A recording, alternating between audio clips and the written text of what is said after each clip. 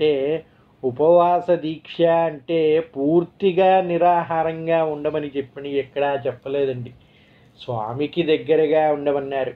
అలాగే మనలో ఉన్న స్వామికి కూడా నివేదన చేయమని చెప్పారు. అంటే మీరు ఎప్పుడైతే దేవుడి పటం ముందు నైవేద్యాలని ఉంచి నివేదిస్తారో, ఆ నైవేద్యాలని స్వామి ఏ విధంగా స్వీకరిస్తారో అదే విధంగా మీ ప్రతి మనిషిలో ప్రతి జీవిలో కూడా ఆత్మారాముడు అనేవాడు ఉంటాడు అని చెప్తూ ఉంటాయి పురాణాలు.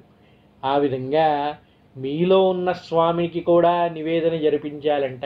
అది ఏ విధంగా జరిపించాలయ్యా అంటే, ఏవైతే పాలు పళ్ళు దేవుడికి నివేదనగా మీరు అర్పిస్తారో ఆ నివేదనని ప్రసాదంగా మీరు స్వీకరిస్తే మీలో ఉన్న ఆత్మారాముడు సంతృప్తి చెంది మీకు శక్తిని ఇచ్చి అనుగ్రహిస్తాడు అని చెప్తూ ఉంటారు.